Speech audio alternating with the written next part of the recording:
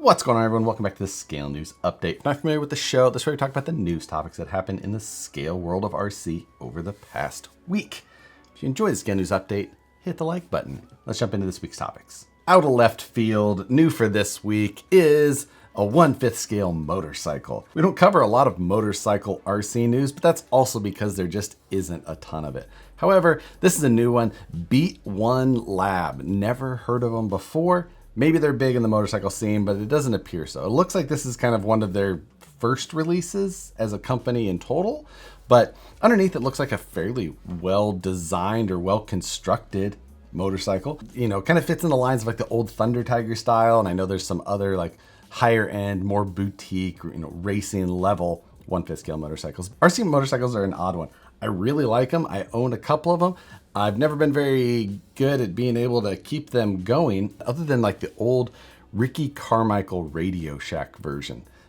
That's the only one that I've ever had that was like fairly easy to drive, and it was an RC dirt bike. This one looks like the rest of them that I've seen and owned before, so I can't imagine that it's going to be all that easy to drive, but it still looks cool.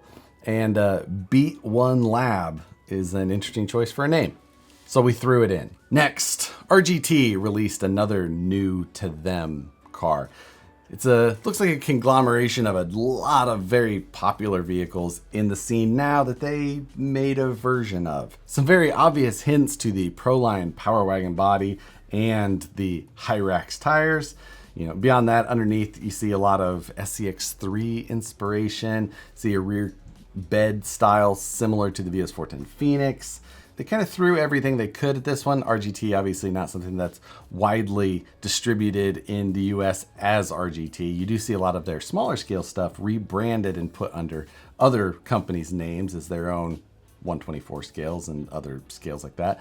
But their 110 scales, not super popular here in the US. And it's likely because the prices of the RGTs really aren't that much lower than just the regular name brand one that they're usually trying to look somewhat like. I don't know. They named it the Challenger though, so maybe they could have Googled just a little bit longer.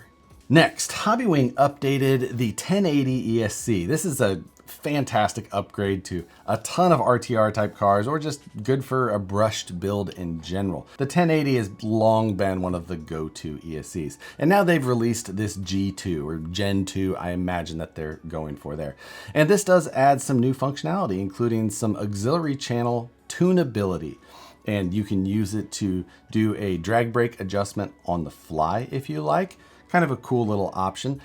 And they also added something that you can use that auxiliary channel for called real car mode.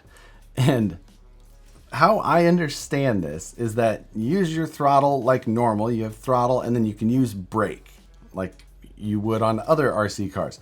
But instead of just like double pumping to go into reverse, you instead have to like shift on your auxiliary channel to put it into reverse. So you go and you can use your brakes, then you shift into reverse, and then you can back up using the throttle again. So like you pull the trigger for throttle, but you're in reverse gear because you selected it on your auxiliary channel.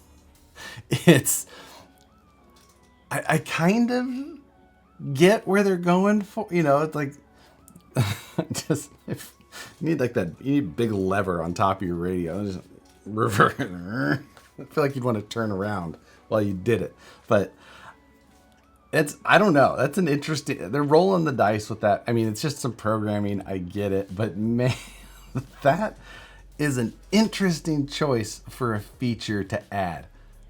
I don't know. Would you use it just to say you tried to use it, or like it's a gimmicky thing that you're like, yeah, try real car mode, or what? I don't know. Do you have any interest in this whatsoever, or does this seem very, very silly to you? Be interested to hear what you guys think. Is this type of thing what people want? But beyond that auxiliary tunability, programming, and real car mode, they did also update some of the other specs. It still has a 6 amp BEC in this thing, a massive BEC.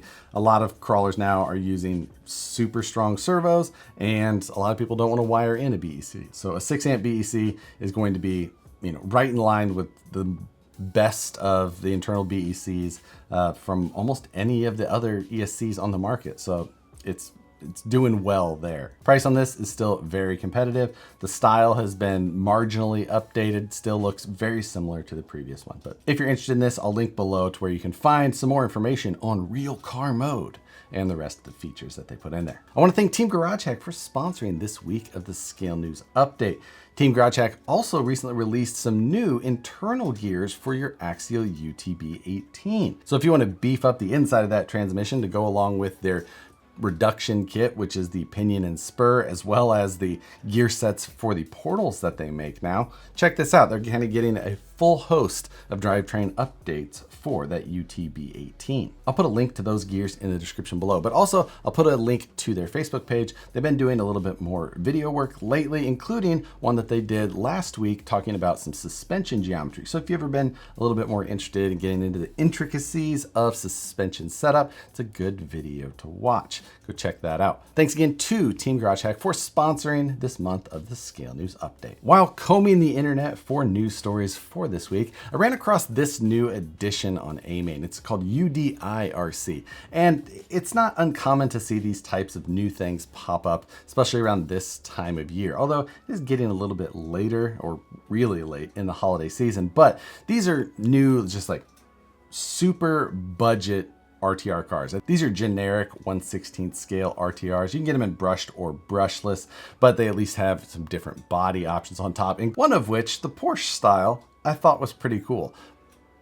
But then they have this other one, which I don't know what they were shooting for with this. It's interesting to see how these things come to market, and I really wonder what happened for them to get to this point.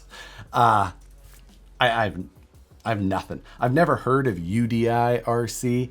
Again, new names popping up around the holiday season with very budget-minded, kid-friendly, RCs like this.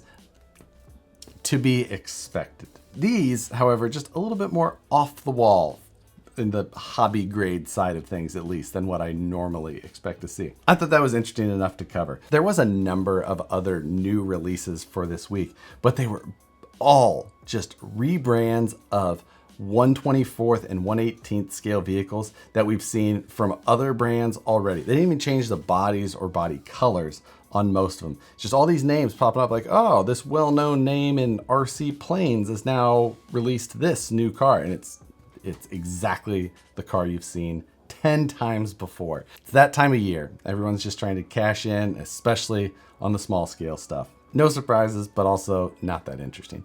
I did see in the new releases though, this mint colored Bushido pre-painted body from Element.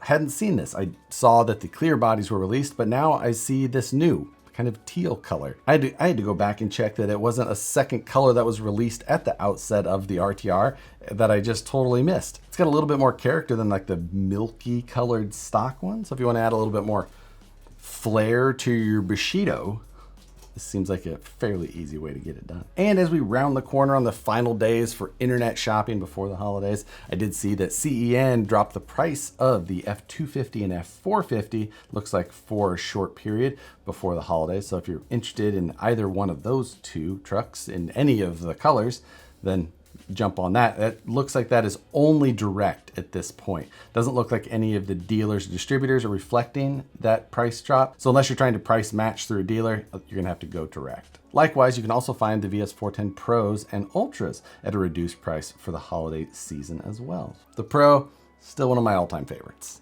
This Wednesday, come join Matt and I for Livestream Takeover. Matt was gone last week, but did have two of the Sorka Rules Committee members on to talk about the release of the new Sorka rules. So if you're interested in that at all, or want to hear some of what went into the new rules, or maybe some of the intricacies as we answered some questions, you can go check out last week's stream as well. But otherwise, come join us this week live at 6 p.m. Pacific, 9 p.m. Eastern. But that's going to do it for this week's news topics. For this week's question segment, last week we talked about, do you have all of your Christmas shopping done? And I am surprised at how many of you are on top of it or have somebody in your life who is on top of it for you. I count us lucky.